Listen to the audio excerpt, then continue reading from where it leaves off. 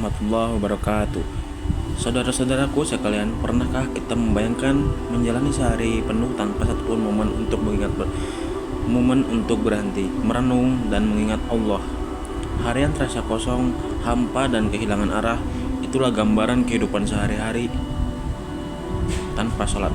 Mari kita bersama-sama memahami mengapa sholat bukan sekedar kewajiban ritual, tapi kebutuhan jiwa yang paling mendasar bagi setiap muslim. Sholat adalah ibadah agung yang Allah perintahkan langsung kepada Nabi Muhammad SAW tanpa perantara dalam peristiwa Isra Mi'raj tanpa perantara malaikat. Ini menunjukkan betapa mulia dan istimewanya kedudukan sholat di sisi Allah. Allah Subhanahu wa taala berfirman dalam surat Al-Baqarah ayat 43 yang artinya, "Dan tegakkanlah sholat, tunaikanlah zakat, dan ruku'lah bersama orang-orang yang ruku." Ini adalah perintah langsung dari Allah, Tuhan semesta alam. Rasulullah SAW pun menegaskan dalam sebuah hadis yang diriwayatkan oleh Imam Tirmizi bahwa sholat adalah tiang agama. Barang siapa yang mendirikannya maka ia telah menegakkan agamanya, dan barang siapa meninggalkannya maka ia telah meruntuhkan agamanya.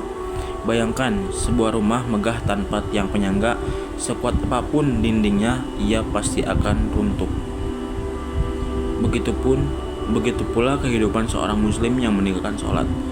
Allah Subhanahu wa taala mewajibkan sholat sebanyak 5 waktu dalam sehari semalam. Subuh 2 rakaat, zuhur 4 rakaat, asar 4 rakaat, maghrib 3 rakaat, isya 4 rakaat. Dalam surah An-Nisa ayat 103 Allah berfirman yang artinya, "Sesungguhnya sholat itu adalah kewajiban yang telah ditentukan waktunya atas orang-orang yang beriman." 5 waktu ini bukanlah beban yang memberatkan, justru sebaliknya, ini adalah 5 kesempatan emas yang Allah berikan kepada kita untuk langsung bermunajat, mengadu dan berkomunikasi dengan setiap hari. Lalu, apa saja manfaat sholat bagi kehidupan kita? Yang pertama dan paling utama adalah sholat menjaga kita dari perbuatan keji dan munkar. Allah berfirman dalam surah Al-Ankabut ayat 45 yang artinya, "Sesungguhnya sholat itu mencegah dari perbuatan keji dan munkar." Orang-orang yang benar-benar menjaga sholatnya dan khusyuk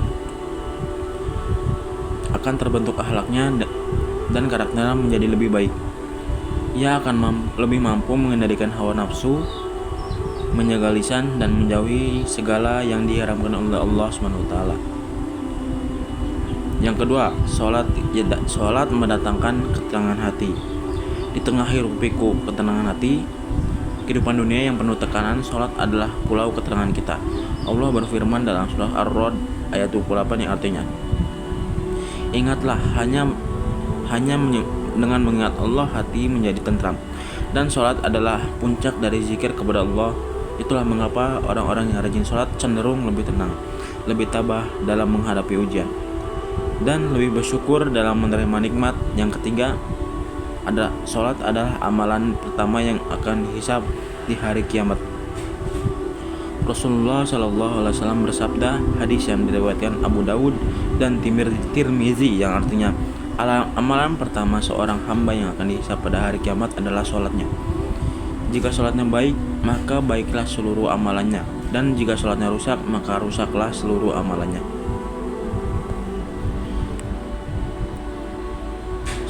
Saudara-saudariku, disinilah kita perlu merenungkan diri masing-masing.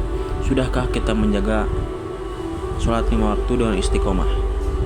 Sudahkah kita menunaikan tepat waktu, bukan menundanya karena sibuk dengan urusan dunia?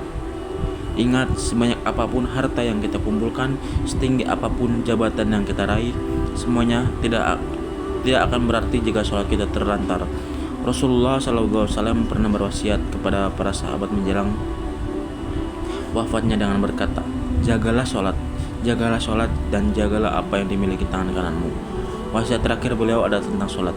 Ini menunjukkan betapa sholat adalah inti dari seluruh kehidupan seorang muslim. Marilah kita jadikan sholat bukan sebagai beban yang terpaksa kita tunaikan, tetapi sebagai kebutuhan yang kita rindukan, seperti rindunya seorang yang ingin bertemu karena orang yang paling ia cintai. Karena hakikatnya setiap kali kita sholat, kita sedang menghadap langsung kepada Allah, Tuhan yang Maha Esa, Pengasih dan Maha Penyayang. Semoga Allah senantiasa memberikan kita kemudahan untuk menjaga sholat, menghadirkan hati yang khusyuk di dalamnya, dan menjadikan sholat kita sebagai cahaya di dunia dan di akhirat. Amin ya rabbal alamin. Sekian dari saya, Febri Ramadan. Wassalamualaikum warahmatullahi wabarakatuh.